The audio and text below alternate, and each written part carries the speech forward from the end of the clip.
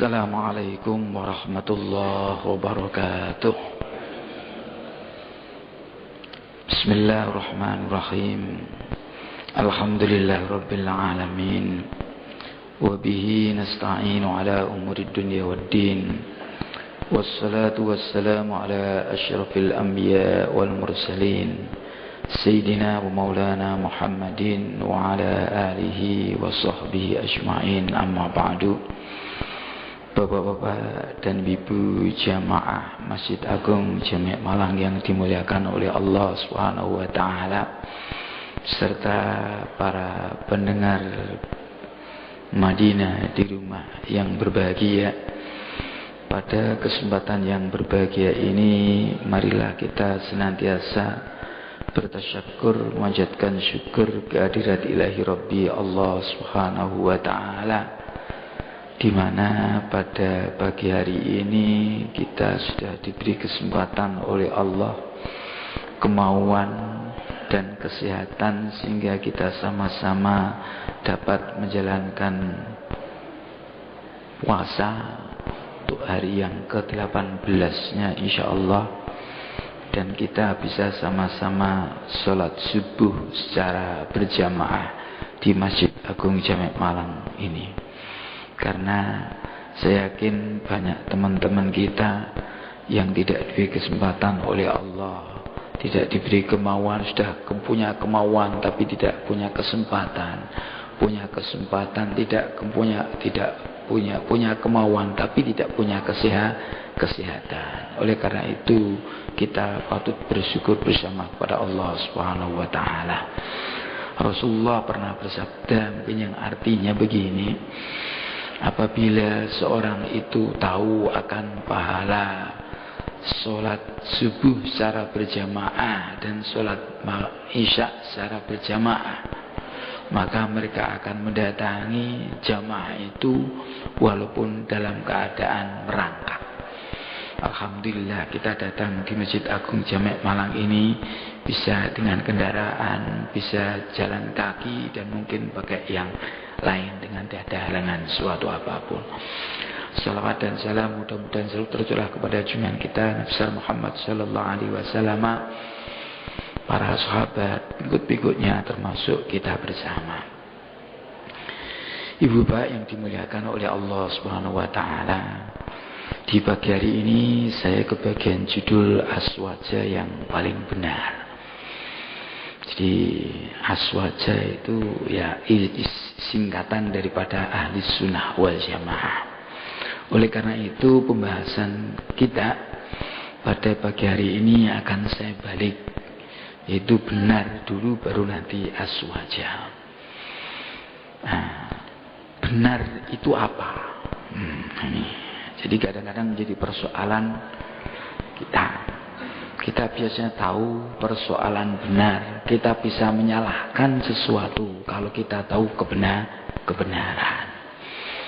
Ukuran kebenaran, jadi benar itu biasanya ada ukurannya, ada parameternya. Untuk menyalahkan sesuatu mesti ada ukurannya. Oh ini benar, oh ini salah. Lah ukuran-ukuran itu ada ukuran yang merupakan ukurannya memakai aturan itu ada yang aturan itu tertulis, bisa berupa undang-undang, peraturan-peraturan yang dibuat oleh suatu lembaga, ataupun aturan itu tidak tertulis yang kita katakan konvensi. Salah satu contoh mungkin aturan-aturan yang konvensional yang tidak ada tulisannya mungkin. Seperti kita berjalan di jalan raya atau kendaraan kita kendarai di jalan raya. Itu yang benar itu di sebelah kiri untuk di Indonesia. Itu ada aturannya atau tidak? Kalau tidak ada, itu kan yang benar di Indonesia itu di kiri. Nah, ini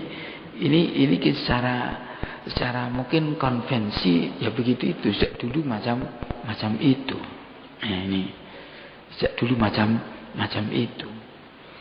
Jadi mungkin banyaklah hal-hal yang kita katakan tidak baik itu salah. Tapi aturannya cuma kebiasaan secara konvensional. Kebiasaannya macam itu. Kalau tidak begitu ya salah. Walaupun tidak ada aturan jelas yang tertulis.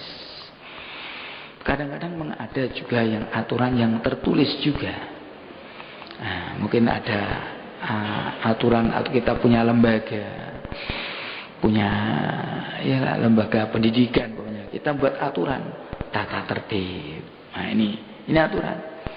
Lah, manakala ada siswa yang ataupun siapapun yang melanggar aturan itu, kalau kita punya sekolah, ya di sekolah itu kalau melanggar aturan itu berarti mereka salah. Bisa dikenakan sanksi. Nah, kalau di masyarakat biasanya juga dikenakan sanksi.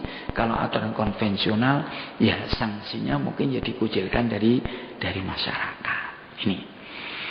Nah, aturan-aturan itu yang dibuat, yang tertulis, yang tidak tertulis, itu ada yang buatan manusia. Apabila buatan manusia, biasanya juga sifatnya itu ini nisbi.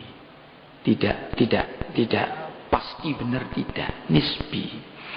Kadang-kadang tergantung kepada tempat, kadang-kadang tergantung dengan waktu.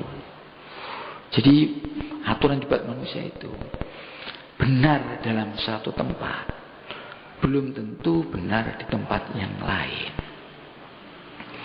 Contoh yang gampang tadi, di Indonesia itu mobil itu yang betul nyimpangnya di sebelah kiri berjalannya, manusia sebelah kiri. Tapi di Saudi di sebelah kanan. Oh ini, jadi kalau ada di sebelah kiri justru salah. Kalau di Indonesia di sebelah kanan justru salah. Oh berarti aturan ini berbeda. Tempat satu berbeda dengan tempat yang lain. Ini. Kadang-kadang juga berbeda antara ini masa. Berbeda masa juga waktu itu juga kadang-kadang beda juga aturannya itu benar itu berbeda. Mungkin zaman Belanda, zaman dulu itu orang yang punya kendaraan wajib bawa SIM seperti sekarang ini, yang punya kendaraan. Tapi zaman Belanda saya yakin yang punya wajib bawa SIM itu yang pengendaraan Dokar itu punya SIM dulu. Cikar itu punya SIM karena itu banyak. Yang orang punya mobil tidak usah pakai SIM. Karena apa? Yang punya mobil itu aja residen, bupati, gubernur. Jangan mobilnya tidak banyak, tidak perlu ada aturan. Tapi yang ini yang karena banyak ada aturan yang mengatur. Ini. Tapi sekarang kan kebalik sekarang itu. Tidak tahu zaman dulu kita itu di sini saja. Dulu punya sepeda itu harus ada rebuesnya, bilang ondel itu. Karena saya diberi sepeda oleh ini dari Mergosono ke YIN ketika itu ditarik karena tidak ada penengnya, ditahan. Sekarang mungkin sepeda tidak usah pakai rebues, tidak usah pakai peneng. Tetapi orang pengendara mobil harus pakai peneng, harus pakai rebues. Ya, inilah perbedaan aturan itu. Jadi dulu itu harus ada, sekarang tidak ada. Ya, dulu mungkin yang tadinya ada, sekarang tidak ada. Itulah aturan yang dibuat oleh manusia. Ini juga bisa dikatakan salah. Dulu pakai sepeda tidak pakai bus salah, itu dihukum salah. Nah ini sekarang nggak pakai mobil, nggak pakai rebues ya salah karena dia itu pakai mobil. Zaman dulu mungkin ketika bupati atau yang punya mobil tidak pakai rebues tidak apa-apa, karena tidak ada aturan untuk pakai itu. Ini aturan itu. Lah, karena Karena kita itu sebagai orang beragama. Jadi aturan itu yang mengatur kehidupan itu kalau kita ya agama. Nah agamanya teks. Nah agama ya tekstual ya Al-Quran dan hadis mungkin. Jadi kita mengatakan al-haqqu mir rabbik fala takunanna minal mumtarin. Kebenaran itu hanya ada pada Allah. Maka jangan kita ragu-ragu. Jadi kebenaran itu akannya daripada Allah Subhanahu wa taala. Lah kita semua ini berjalan itu ya kita usahakan sesuai dengan aturan-aturan Allah Subhanahu wa taala. Ini benar. Ini benar. Dan jadi kalau tidak sesuai dengan aturan Allah ya salah. Cuma untuk mengetahui ini apakah sesuai dengan aturan Allah atau tidak, ini kita harus berusaha. Ini sesuai untuk menyesuaikan aturan Allah Subhanahu wa taala. Ini benar dan salah. Aturan Allah itu ada yang di dalam Al-Qur'an, ada dalam Al-Hadis. Ini di Al-Haq itu dari Al-Qur'an dan dalam Hadis. Ini benar. Nah, sekarang kita bicara tentang aswaja, aliran Ahlus Sunnah wal Jamaah. Siapa si aswaja itu? Hanya berdasarkan satu hadis saja. Hadis yang diriwayatkan oleh Ibnu Majah dan Tirmidzi. Di sana berbunyi akhbaran Nabi sallallahu alaihi wasallam. Nabi memberitahu bahwa sataftariku ummati ala salasin wa sab'ina firqah. Besok umatku itu akan terpecah belah, terpecah-pecah menjadi 73 macam. 73 macam. An-najiyah minha wahidah. Ya, yang benar, yang najih, yang sukses, yang benar mungkin. Itu biasa juga dikatakan yang benar. Itu hanya satu. Jadi dari 73 itu yang betul hanya satu. Wal baquna halka. Yang lain itu halka, hancur, celaka, binasa. Terus ditanyakan pada Rasul, qila wa manin najiyah? Siapa Rasul yang benar itu siapa? Rasulullah menjawab, Ahlus Sunnati wal Jamaah. Yang sukses, yang benar itu hanya Ahlus Sunnah wal Jamaah. Ini benar ya. Bila ditanyakan, waman Ahlus Sunnah wal Jamaah? Siapa Ahlus Sunnah wal Jamaah itu? Maka Rasulullah menjawab, qala ma'ana alaihi wa ashabi, yaitu sesuatu aturan, sesuatu ajaran, sesuatu aliran, i'tiqad umpamanya, karena ahli sunnah itu biasanya konotasinya dengan i'tiqad, di mana aku dan sahabat-sahabatku ada di atasnya, itu ada di dalamnya. Jadi saya Nabi dan sahabat-sahabat saya, sahabat-sahabatku itu alaihi. Jadi kita ini menuntut kita harus mengikuti Nabi. Jadi etikot, aturan aliran yang dimana Nabi ada di situ. Berarti supaya Nabi ada di situ, kita yang mengikuti Nabi. Ya, begitu Nabi. Wajib kan? Seperti firman Allah, ati Allah wa ati'ur rasul. Ini sama. Jadi kita disuruh taat kepada Allah dan suruh taat kepada Rasulullah. Ini taat. Jadi tidak boleh kita hanya taat kepada Allah saja tanpa taat kepada Rasulullah. Dan itu kalimatnya juga ada ati Allah dan ada ati'ur rasul. Nanti mungkin akan beda dengan wa ulil amri. Kalau wa ulil amri tidak ada kata-kata atiu. Jadi ati Allah wa atiur rasul, mboten wonten kalimat atiu ulil amri, cuma wa ulil amri.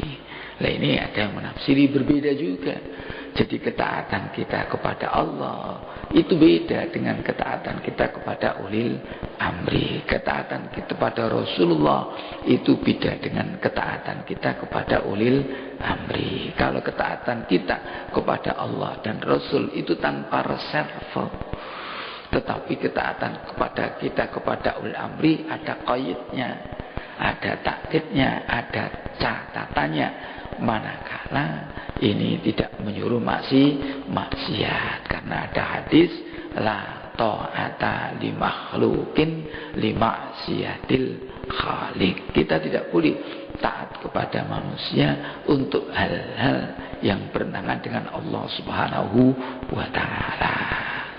Malah ada dalam suatu tafsir Al-Qurtubi ini, di sana ada pendapat, mungkin pendapatnya Abdullah, mungkin gitu, At-Tasturi mungkin di sana, itu atiu ulil amri itu ternyata dibatasi hanya dalam beberapa aspek di sana itu. Salah satu di antaranya ini taat pada uang yang berlaku.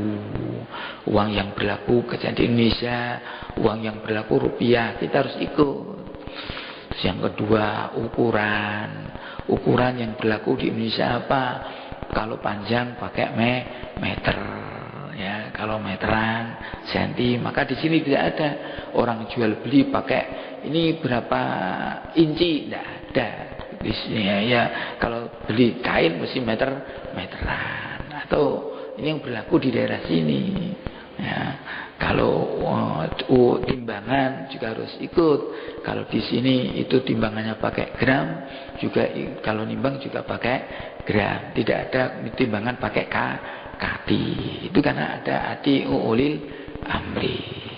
Di sana juga ada sebetulnya itu ati ulil amri itu dalam persoalan id dan Jum'ah. Jadi Idul Fitri itu diharapkan kalau pemerintah menetapkan hari A, kita itu menurut Abdullah At-Tasturi kita harus ikut. Kalau hari A juga harus A, kalau hari B juga hari B. Ini kan hati ulil amri. Jadi kita mungkin bisa menganalogkan ke negara lain. Kalau kita melihat di Saudi umpamanya, di Saudi itu ketika wukuf pemerintah menetapkan hari A, maka di Arafah itu nggak ada yang hari B. Jadi kalau wukufnya itu hari Senin, itu ya semua jemaah haji ke Arafah ya hari Senin, tidak ada yang hari Selasa, tidak ada yang dari Rebu. Nah mestinya di Indonesia kalau begitu kan akan menjadi bagus. Jadi kalau penguasa menetapkan hari raya hari A, semua rakyatnya serempak. Nah inilah mungkin penguasa mungkin bisa menghimbau atau menggunakan kekuatan. Bolehlah yang lain. Nah, kalau menghimbau yang mungkin kalau tidak sesuai dengan pemerintah ya tidak usah diinformasikan. Jadi lembaga-lembaga yang penyiaran tidak usah itu mengekspos persoalan itu keluar. Biar di luar itu kita tampak sama. Tapi lucunya TV kita itu kalau ada perbedaan itulah yang ditampakkan. Mestinya yang persatuan untuk dalam hal ini demi persatuan dan kesatuan. Ada lagi itu di dalam mendirikan Jum'ah. Mendirikan Jum'ah itu ya ulil amri. Jadi penguasa. Cuma sekarang itu mungkin penguasa belum mengatur atau tidak mengatur ini di Indonesia itu. Jadi masjid itu layak enggak pakai Jumat. Itu penguasa boleh mengatur dan rakyatnya harus ikut. Nah, soalnya apa? Mungkin penguasa akan menimbang situasi dan kondisi. Jangan-jangan masjidnya berdekatan. Nah, ini kan nanti kan kurang etis dilihat orang. Jadi ini kan mosok pinggir jalan A, kanan jalan ada masjid, kiri jalan ada masjid. Nah ini kan jadi sama-sama dipakai Jumat. Kenapa kok tidak jadi satu? Padahal yang satu masjidnya masih longgar. Ini kalau penguasa ikut campur, saya kira hal itu tidak akan terjadi. Dan itu nanti yang rakyatnya harus ikut. Itu diantaranya adi ulamri. Nah kita kembali kepada persoalan. Persoalan kita tadi ma'ana alaihi wa ashabi. Jadi ahli sunnah itu yaitu aturan-aturan, aliran-aliran yang dimana aku ada di dalamnya dan sahabatku ada di dalamnya. Ini namanya aswaja. Ya, ada hadis kan untuk mengikuti sahabat itu kan ashabi kan nujum bi ayyihim iqtadaitum ihtadaitum. Sahabatku itu laksana bulan, laksana bintang. Dimanapun kamu mengikuti, pasti kamu akan mendapatkan petunjuk. Ini. Nah, cuma sekarang siapa yang termasuk ana bihi wa ashabi ini? Yaitu suatu aliran yang saya nabi dan sahabat itu di atasnya itu siapa? Ternyata ini juga banyak kan, banyak. Ada yang mengatakan aliran yang ada mendefinisikan yang definisi mencakup banyak orang, ada definisi yang tidak mencakup banyak orang, yang sempit. Yang luas ada mengatakan yang dikatakan aliran ahli sunnah wal jamaah itu selain Syiah. Itu katanya semuanya ahli sunnah wal jamaah. Maka nanti kita tahu banyak aliran-aliran itu. Nah, ada mengatakan yang aliran itu sempit, yang dikatakan ahli sunnah wal jamaah yaitu aliran Asy'ariyah. Asy'ariyah itu seorang teologi ahli ilmu kalam yang masa tabi'in mungkin. Ini masih di belakang, masih masa belakang. Itulah yang dikatakan ahli sunnah wal jamaah. Cuma ada mayoritas umat Islam, ulama-ulama banyak mengatakan begini. Aswaja itu merupakan golongan mayoritas ya, dunia. Jadi golongan mayoritas dunia sampai sekarang ya. Yang secara konsisten mengikuti ajaran amalan sunnah Nabi besar Muhammad sallallahu alaihi wasallam, membela serta memperjuangkan berlakunya ajaran tadi di tengah-tengah kehidupan masyarakat Islam. Jadi merupakan mayoritas ini umat Islam di dunia. Ini menurut ulama yang banyak itu beraliran ahli sunnah. Karena ya di mana mereka itu mengikuti sunnah Nabi dan ingin memperjuangkan agama itu, ajaran-ajaran ke masyarakat Islam dimanapun dia berada. Itulah yang dikatakan ahli sunnah wal jamaah. Nah, cuma kita harus tahu juga ya banyak itu karena mereka itu juga hidupnya kan bergenerasi, dari generasi ke generasi itu kan lama. Jadi kurunnya kan lama. Kita itu sekarang ada pada abad 14, 1432. Jadi dari Nabi dan sahabat itu jaraknya sudah 1432 tahun. Ini jarak masa yang relatif panjang. Ya ketika masa yang relatif panjang itu mesti kan ada budaya-budaya. Terus ada masyarakat perkembangan ilmu pengetahuan, karena kita mungkin bersinggungan dengan orang lain ya. Ketika Islam berkembang bersinggungan dengan orang-orang Afrika, bersinggungan orang-orang Mesir, bersinggungan dengan orang-orang Eropa, Turki ya, ini kan bersinggungan karena Islam berkembang kemana-mana ketika itu. Nah, masyarakat di situ itu punya budaya. Nah, oleh karena itu mungkin ada akulturasi budaya. Di samping itu ketika orang itu tambah lama, mungkin pengetahuannya juga akan meningkat. Karena pengetahuannya meningkat, maka mereka juga banyak menggunakan pemikiran-pemikiran di dalam rangka untuk menyiarkan, menyebarluaskan agama Islam itu pakai rasional. Nah, ini perkembangan yang ini. Oleh karena itu kita dapati banyak aliran-aliran sama-sama mengaku aswaja, tapi berbeda antara satu dengan yang lain. Iya, berbeda satu dengan yang lain. Nah, ini berbeda satu dengan yang lain. Nah, jangankan kok ya sama-sama aswaja, mungkin sama-sama lah satu aswaja, mungkin satu ajaran saja mungkin berbeda. Nah, perbedaan itu kan banyak. Ada ajaran-ajaran yang tekstual, ya. Contoh yang gampang, ini ada buku bagus yang di sana ada judul Ikhtilaful A'immah fi Fiqhil Qur'ani was Sunnah. Ini bagaimana ulama-ulama itu bisa berbeda pendapat di dalam mengkaji Al-Quran dan mengkaji As-Sunnah. Ini berbeda. Nah, ini perbedaan.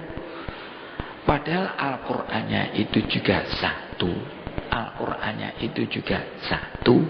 Hadisnya ya itu saja. Jadi dalam satu teks saja mereka bisa berbeda di dalam pemaknaan. Nah, ini karena interpretasi. Salah satu yang gampang mungkin, ini persoalan wudu aja lah. Persoalan wudu. Ini Al-Qur'annya jelas, a'udzubillahi minasyaitonirrajim. Idza qumtum ilas sholati faghsilu wujuhakum wa aydiyakum ilal marafiq wamsahu bi ru'usikum wa arjulakum ilal ka'bain. Ini teksnya ada yang baca macam itu, yang artinya idza qumtum ilas sholat. Ini apabila kamu hendak, jangan kamu telah. Jadi idza itu kumtum kam fi'il madhi, tapi karena ada idza itu berarti mustaqbal. Ketika kamu hendak melakukan sholat, faghsilu wujuhakum, cucilah muka kamu, wa aydiyakum, dan tangan kamu sampai dengan siku, ilal marafiq, wamsahu bi ru'usikum, dan usaplah kepala kamu, ru'us itu, wa arjulakum, dan kaki kamu itu basuhlah ilal ka'bain. Ini kalau di sini sebetulnya ada dua hal. Yang ada yang baca, kalau kita bacanya, ada yang baca wa arjulakum, ada yang baca wa arjulikum. Nah, ini kan beda. Kenapa kok baca berbeda? Karena kita merunut ke atas. Quran itu ketika diturunkan oleh Rasulullah kan bacakan, kan ditulis ketika itu oleh sahabat. Karena ketika itu yang diperintahkan ditulis oleh sahabat, yang boleh ditulis itu hanya Al-Quran. Selain Al-Quran tidak boleh. La taktubu anni ghairal Quran. Kamu jangan menulis dariku selain Al-Quran. Faman kataba anni ghairal Quran famhu. Barang siapa menulis Al-Quran, hapus. Di situ pemilik Rasulullah luar biasa. Kenapa? Itu mungkin hikmahnya kita baru tahu sekarang. Supaya tidak terjadi campur aduk antara Al-Quran dengan Al-Hadis. Ketika ditulis, cuma tulisan ketika itu tidak ada sakalnya, tidak ada titiknya, itu kan runyam kan. Jadi tidak ada sakalnya, tidak ada titiknya.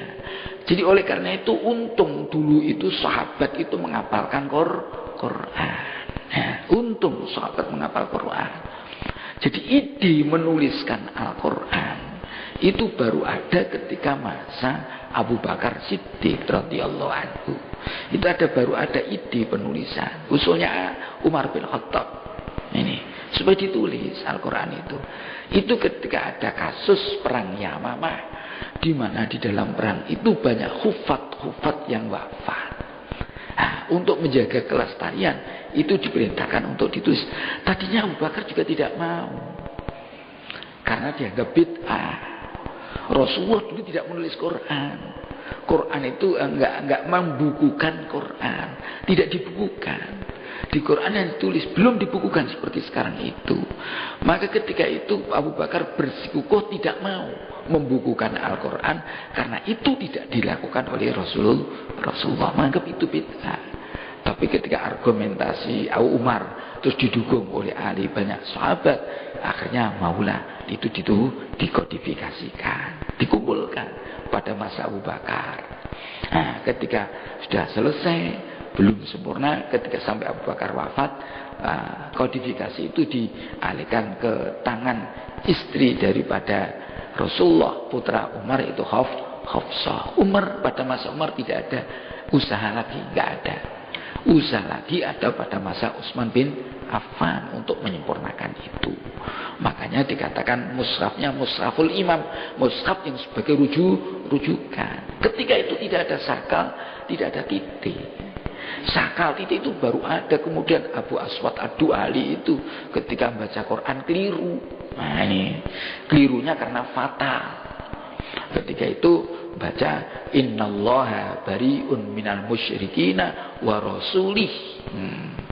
Nah, jadi innallaha bari'un minal musyrikina wa rasulih di muka Ali bin Abi Thalib.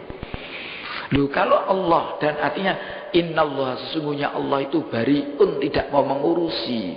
Innallaha minal musyrikina, atas dari orang-orang musyrik, wa rasuli, dan utusannya. Loh, kalau Allah tidak mau mengurusi orang musyrik, tidak mau mengutusi utusannya, saya tidak mau. Anak abrok minhu, tidak usah mengikuti Nabi. Loh, itu karena bacanya musyrikina wa rasuli, salah baca.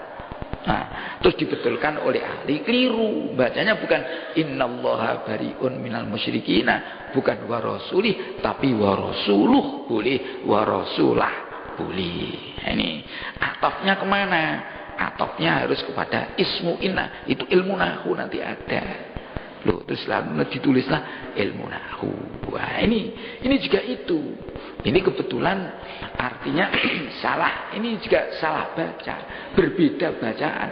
Tapi ini, kalau ini sempat dibetulkan oleh ahli, karena nanti jadi problem. Kalau orang tidak ikut Rasulullah kan luar biasa, dampaknya ya apa.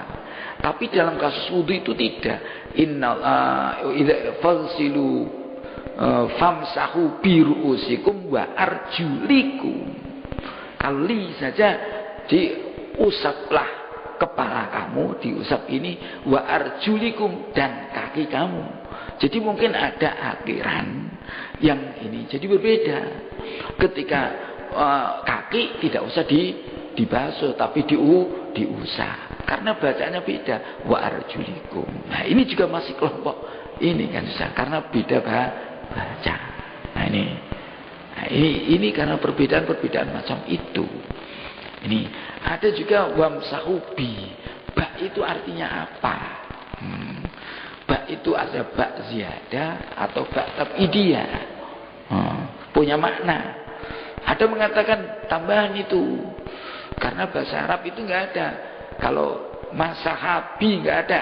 Masaha, nah, contohnya masaha aliyun as-sabura. Ali menghapus papan tulis, tidak ada masaha aliyun bis sabura, tidak ada. Karena tidak ada bahasa Arab itu, maka ba di situ dianggap tambahan. Oh, kalau tambahan wamsahu bi urusikum, kalau wudu ini harus semua. Nah, ini. Tapi ada yang mengatakan enggak, ba-nya itu punya makna. Tidak mungkin Allah itu menuliskan sesuatu dalam Al-Quran tanpa makna. Oh, diwamsahu biru sumpahnya bak tabidiyah, sebagian itu pun masih ada pendapat, ada sebagian besar, ada sebagian kecil. Nah, ini kita, ini yang ikut Syafi'i, ini ikut sebagian kecil, maka ini sebagian kecil boleh. Nah, begini ini sama-sama aliran ahli sunnah wal jamaah. Ini sama-sama berbeda dalam ini. Ini mungkin dalam fikih. Yang repot itu kadang-kadang di dalam i'tiqad. Nah, i'tiqad bisa berbeda juga. Berbeda. Contohnya orang yang melakukan ini terjadi ketika kasus ini, ketika masa khalifah terjebak fitnah itu ketika khalifah ketiga sampai kebunuh. Utsman bin Affan kan wafatnya dibunuh. Khalifah itu itu meninggalnya hampir semuanya dibunuh orang. Ya, hampir semua. Di Abu Bakar juga wafat karena dibunuh. Ali juga Utsman wafat juga dibunuh orang. Ali juga dibunuh orang. Lah ketika itu jadi persoalan. Bagaimana hukumnya umat Islam membunuh orang? Sama-sama orang Islam. Ini kan ada mengatakan, ini orang Islam itu sudah dosa besar. Dosa besar. Kalau dosa besar itu bisa keluar dari agama Islam. Ini jadi orang melakukan kabair, dosa besar, ada menganggap itu keluar agama Islam. Kalau keluar agama Islam halal darahnya, boleh dibunuh. Ada mengatakan tidak, itu bisa hanya dosa besar aja, tidak boleh dibunuh karena dia masih termasuk orang Islam. Nah, ini jadi perbedaan.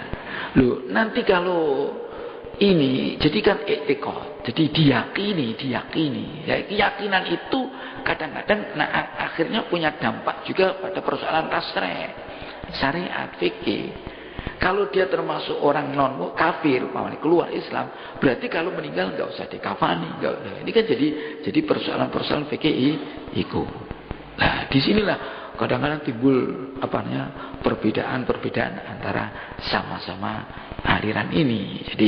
Jadi sama-sama mengatakan aswaja ini. Ada mengatakan contoh di dalam karena pemahaman teks aja. Al-ahdul ladzi bainana wa bainahum as-shalah. Faman taraka faqad kafar. Sebagai garis demarkasi antara kita dan mereka adalah as-shalah. Faman taraka faqad kafara. Barang siapa meninggalkan salat kufur dia. Ini kan berat itu. Coba kalau meninggalkan salat kufur, berarti kalau kufur tidak boleh dimakamkan umat Islam.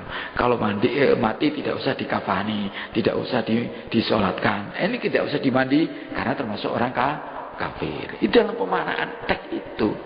Tapi ada makna lain.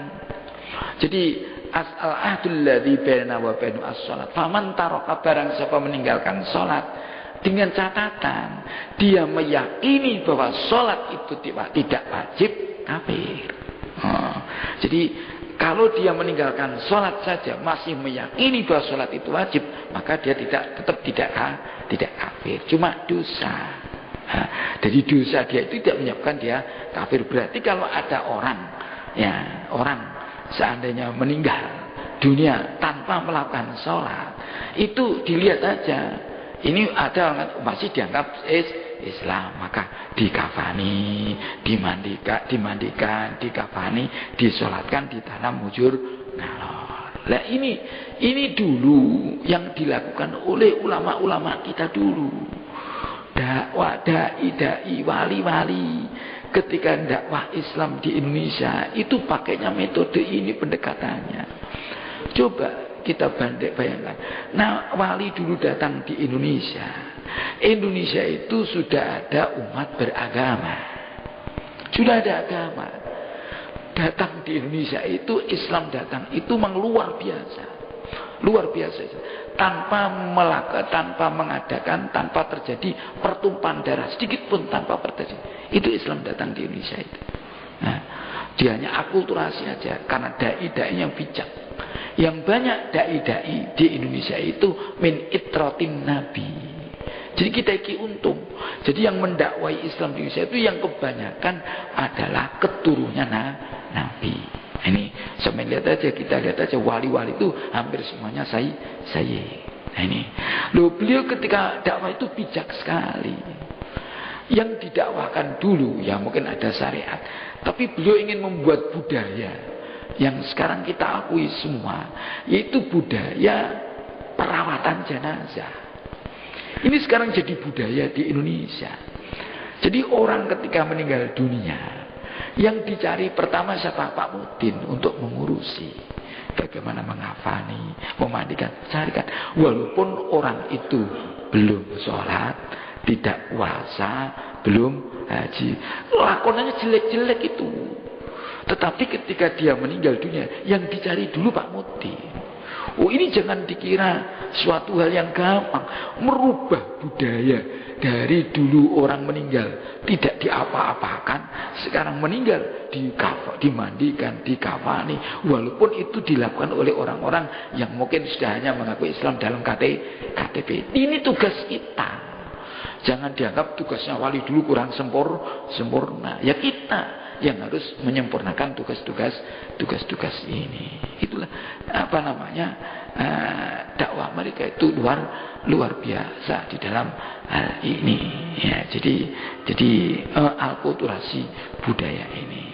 Nah ini ketika kita menghadapi macam ini kan berbeda. Ada mengatakan kafir, ada mengatakan tidak. Nah ini jadi perselisihan. Nah, oleh karena itu, kayak saya berpendapat kita pakai perspektif lah. Jadi benar itu ukuran benar kita. Ya, aswaja yang kita ikuti. Karena saya mungkin aswaja sebagai seorang Nahdien itu ada perspektifnya, ada 3 ciri, ada minimal 3 ciri, ada tawassut, ada tasamuh, ada tawazzu. Ini. Jadi kita itu tawassut. Tawassut itu moderat. Jadi inilah yang dibawa oleh ulama-ulama kita dulu. Dari awal yang dai itu moderat. Moderat.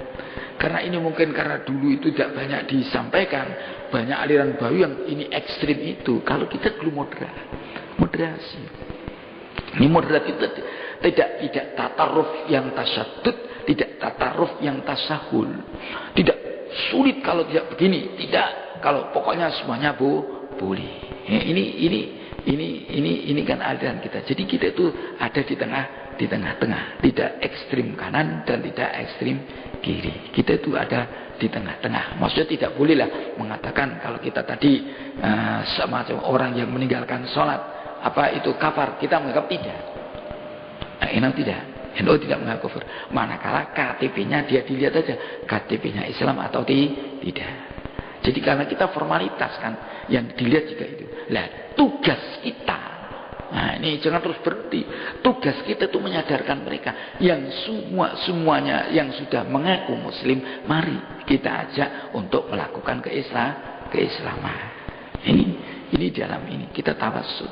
Ini jadi ini contoh lagi. Kita itu termasuk tawassut ketika aliran hadis. Kita itu apa? Tekstualis atau tidak? Kita mungkin melihat situasi dan kondisi kelihatannya itu. Jadi melihat hikmah. Kadang-kadang ketika melihat pakaian itu. Apa mesti yang dilakukan Nabi itu harus kita lakukan termasuk sunnah. Ini ada pendapat. Apa yang dilakukan Nabi termasuk sunnah. Apa semua yang dilakukan Nabi itu lihat-lihat. Apa kelakuan Nabi yang dilakukan Nabi itu budaya Arab atau mentasri. Contohnya kalau sholat, Nabi sholat itu harus kita ikuti. Nabi zakat, Nabi puasa itu tasri. Tapi mungkin ada yang dipahami beda. Contohnya cara makan Nabi. Nabi makan pakai 3 jari. Itu budaya Arab. Karena makanannya Arab pakai kurma, atau itu tasri, atau sunnahnya kita makan pakai 3 jari. Kayak kita tidak mungkin kalau makan pakai 3 jari, karena makanan kita nasi, ada kuahnya, ya nggak bisa, ya harus jari. Ini kan macam itu. Jadi pemahaman. Kadang-kadang pakaian, pakai pakaian itu pakai jubah, itu sunnah. Atau Nabi senangannya putih, maka jangan bersani. Orang-orang Arab yang dulu dai itu kan pakai sarung juga, beliau itu pakainya putih karena Nabi senang putih. Intinya pakai pakaian itu menutup aurat. Jadi tidak semuanya pakaian Nabi. Pakaian Nabi boleh lah. Kita nggak menyalahkan. Tapi jangan menyalahkan orang yang juga tidak pakai seperti pakaian Nabi. Kita punya pakaian ini. Coba dai-dai orang Arab dulu. Pakainya seperti pakaian orang Indonesia. Putih, sarungnya juga putih. Dia tidak pakai jubah. Nah ini. Ya, kadang-kadang mengatakan enggak. Pakai jubah. Jubah itu sunnah. Nah itu ada mengatakan ya, ada mengatakan tidak. Karena itu ada mengatakan memahami itu pakaian ada ini. Karena apa? Abu Jahal juga orang Arab, pakaian juga pakai jubah. Abu Lahab juga pakai, bukan Islam dia, tapi pakainya pakai jubah. Cuma ini tadi kan ada Nabi senangannya putih. Kalau bisa intinya pakaian apa? Menutup aurat. Lah beginilah pemahaman macam ini yang kadang-kadang ada kalau tidak pinjam ini. Nah, jadi kita itu orang Indonesia menurut saya. Kita itu orang Indonesia, budaya Indonesia itu bagus. Islam Indonesia itu juga bagus. Islam Indonesia itu bagus. Udah. Banyak orang-orang itu luar negeri ini. Di tempat kami di Win itu ada orang Rusia belajar di Indonesia. Belajar di Indonesia. Padahal dia itu kan dekat dengan Saudi. Kenapa tidak belajar ke Saudi? Rektornya dulu bilang, kenapa suruh belajar di Indonesia? Karena ingin mempelajari budaya Islam di Indonesia. Jadi luar biasa dikagumi orang. Ada orang luar kagum dengan kita. Kenapa kita tidak kagum dengan kita? Kenapa kok kita merasa ini tidak baik? Padahal ada orang luar ini kagum dengan kita. Ada budaya toleran, ada budaya sopan, pakaiannya bagus-bagus. Itu mereka senang pada kita. Ingin kadang mereka ketika tidak dapat ilmu banyak, asal kamu dapat budaya, kami sudah agak lebih mungkin bisa menularkan budaya seperti doa muda, tasamu, ini bisa dipraktekkan di sana. Ini kan luar biasa. Ini dulu jadi perspektif tadi gitu. Pakai perspektif kita. Jadi ada tawasud, ada tasamu, toleran. Jadi jangan kita toleransi. Kamu kalau asalkan sudah melakukan macam itu, ada dalilnya, ya monggo, nggak apa-apa. Kita melakukan macam ini karena menggugat dalil yang macam ini. Ibu bapak yang dimuliakan oleh Allah Subhanahu Wa Taala. Memang kadang-kadang ada ya kita melakukan.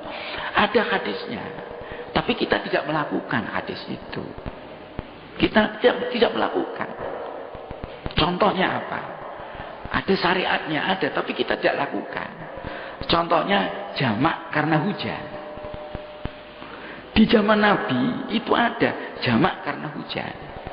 Jadi ketika kita sholat duhur, hujan deras.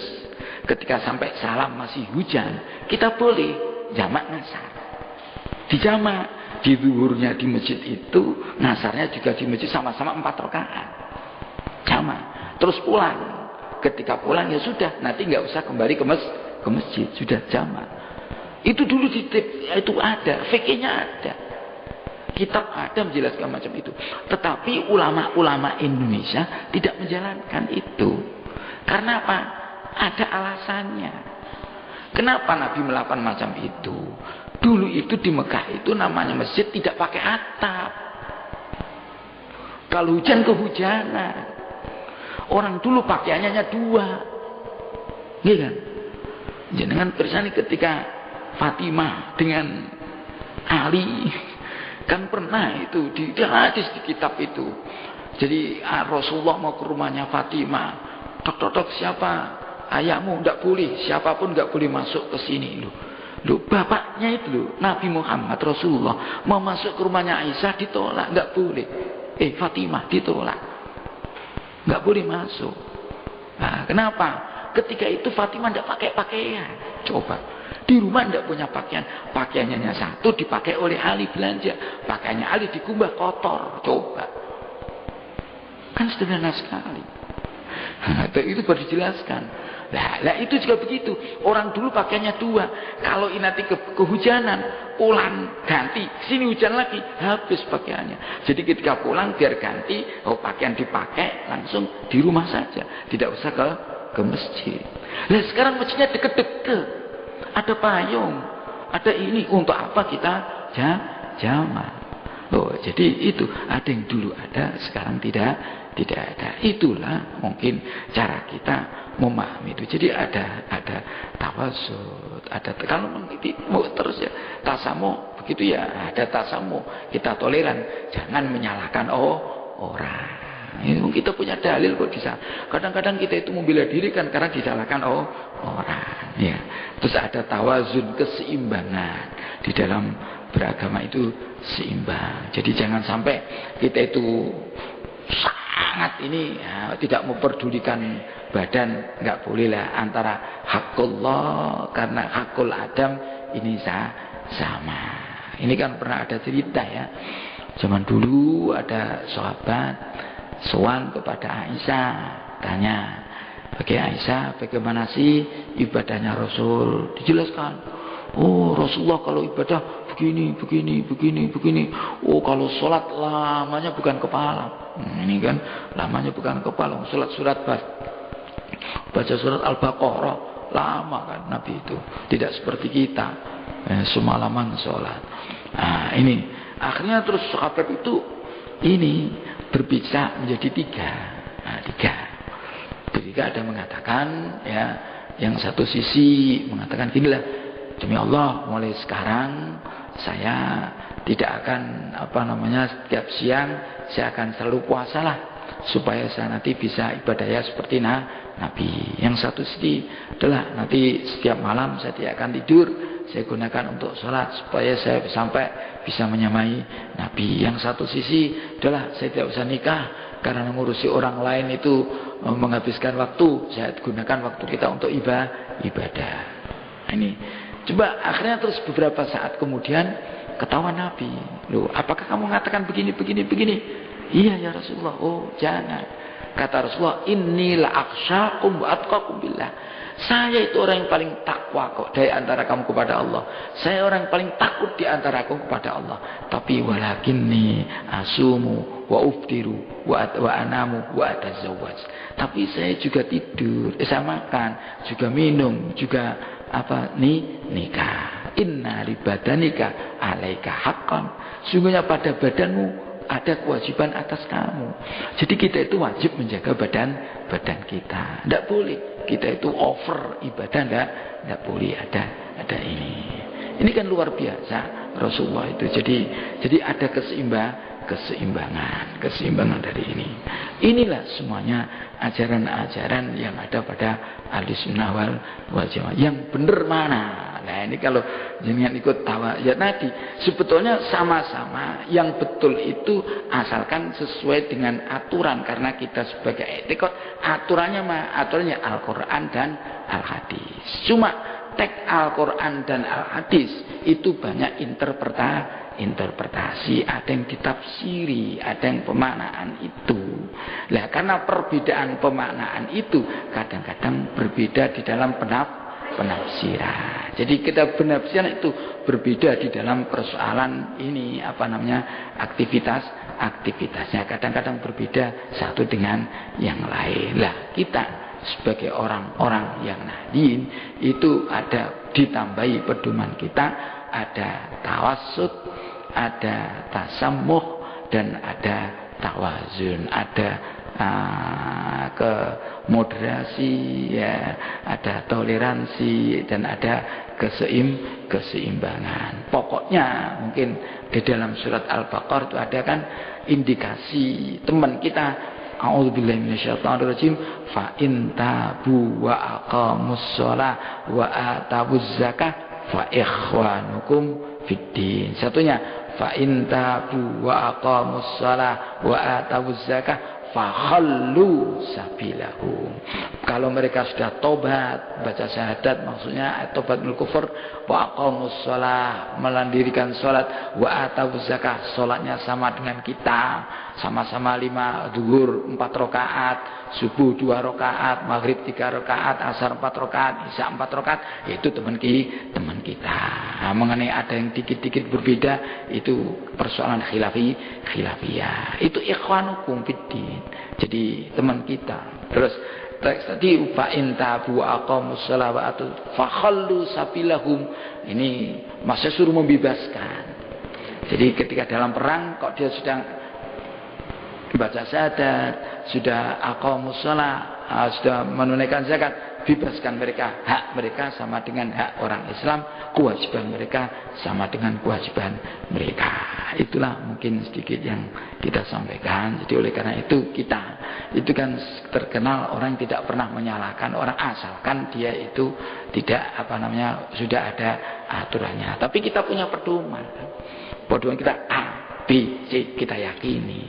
Nah, yang kalau kita kadang tadi kan kita merasa disalahkan. Kita punya pedoman kok kenapa disalahkan? Maka kita baru mempertahankan diri kita. Itu mungkin yang disampaikan. Ya, kalau ada mungkin ada sambut. Karena waktunya sudah habis, mohon ditutup dengan doa. Terima kasih. Sudah habis. أعوذ بالله من الشيطان الرجيم بسم الله الرحمن الرحيم الحمد لله رب العالمين حمدا يوافي نعمه ويكافي مزيده يا ربنا لك الحمد كما ينبغي لجلال وجهك الكريم وعظيم سلطانك اللهم انفعنا ما علمتنا وعلمنا ما ينفعنا اللهم ارزقنا فهم النبيين وحفظ المرسلين وإلهام ملائكتك المقربين اللهم افتح لنا فتوح العارفين ويفقهنا في الدين ويهدينا إلى السواء السبيل نسألك حسن الخاتمة اللهم ارزقنا وأولادنا وتلاميذنا وذرياتنا علوما نافعة وأعمالا متقبلة ورزقا حلالا طيبا باركا في الدين الدنيا الآخرة اللهم اجعلنا وأولادنا وتلاميذنا وذرياتنا من أهل العلم وأهل الخير ولا تجعلنا وإياهم من أهل الجهل والضير برحمتك يا الراحمين اللهم إنا نسألك رضاك والجنة ونعوذ بك من سخطك والنار اللهم إنك عفو كريم تحب العفو فاعف عنا يا كريم صلى الله على سيدنا مولانا محمد والحمد لله رب العالمين العفو منكم السلام عليكم ورحمة الله وبركاته